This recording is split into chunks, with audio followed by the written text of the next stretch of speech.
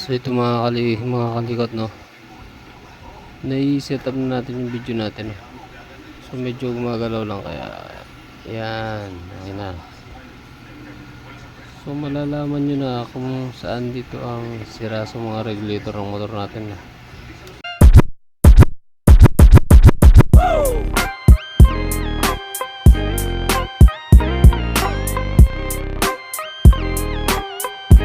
Tulad nito, ito, pakita ko sa inyo kung paano ko ito i-test, no? Paano natin malalaman na sira yung regulator natin. Ito, ang in ng regulator na to ay yellow, white. Ito ang in nya, yellow, white, no?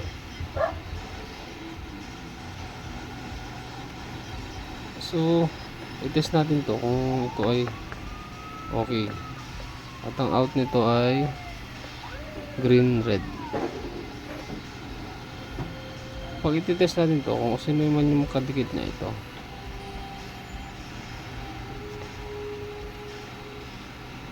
itong i-test natin, itong yellow tsaka red, tapos itong white tsaka green.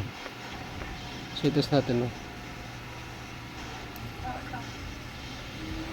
Ito, naka times 1 tayo, na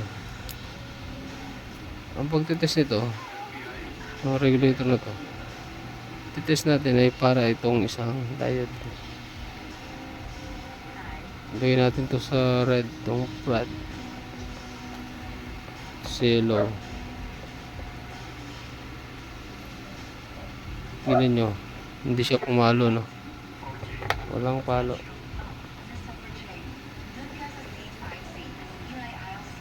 Wala siyang palo, no? So baliktad natin. Yung red wire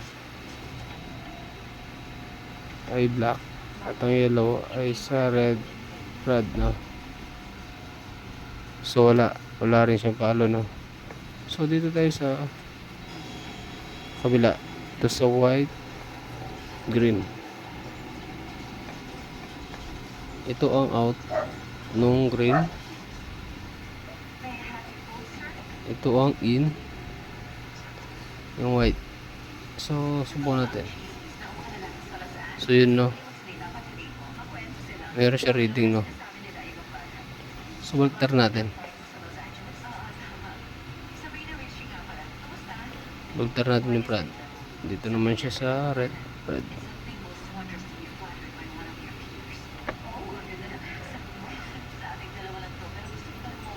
Tapos black. Tingnan nyo, no?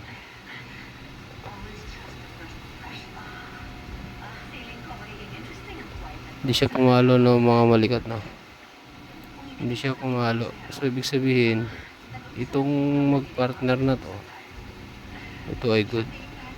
Ito naman kabila, hindi siya pumalo at baliktaran. Ibig sabihin,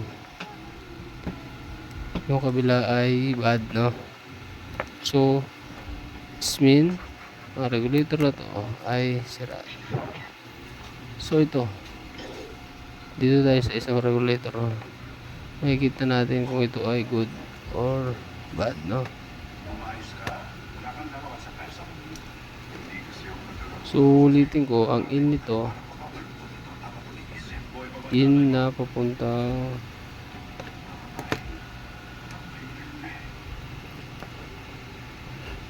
stator ay itong pink tsaka yellow, to into. So ang partner nitong pink na to, yung kadikit niya, no, to red. So ang partner nitong yellow ay yung green. Almost pareho lang naman sila nito. Yun lang yung pagkakatap nila sa wire nila ay magkaiba, pero isa lang ang kanilang purpose, na. So ito, test natin. Test natin tong pink, red.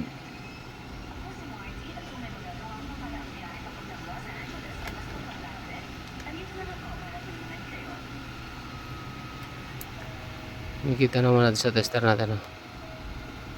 Ito. Pink, red. So, ilalagay natin dito sa black.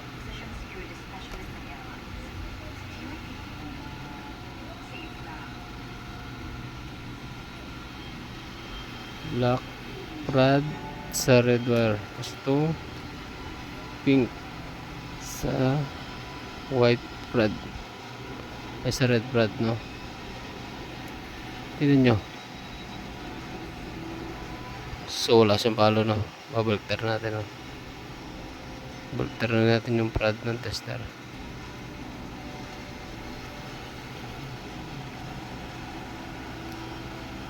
So, itong red ay sa red na wire natin nilagay. So, baliktad to, no? Baliktad. Sa black. Sa in. Sa pink. Kita nyo, no? Ayan. So, meron siya reading. Nung binaliktad natin to, nagka-reading siya. Kanina wala siya reading. So, ibig sabihin, good tong magpares na to, no? So, doon naman tayo sa kabila. Ito. Itong yellow-green. So, similar pa rin ang gagawin natin, no? Tingnan natin kung magkaka-reading siya. Ayun, no?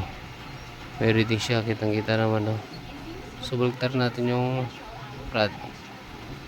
Itong red dito sa yellow ay green. Itong black rod dito sa yellow. Tingnan natin. Ayun, wala siya, no? So, ibig sabihin, kanina good. Kanina meron siya reading, tapos yung regulator natin wala. So, ibig sabihin, ang regulator na to ay good. Itong regulator na to good, at ito ay bad. Kita nyo naman, di ba? Dito sa kabilang ito, walang reading, kahit baliktaran natin yung prod. Dito, sa kabila, may reading. Pinalitan natin wala. So, ibig sabihin, good yung dito, bad yung dito. So, itong isa na to, good ang kanyang kabila, ano. So, ibig sabihin, itong regulator na to, ito ay good. So, ganun lang ang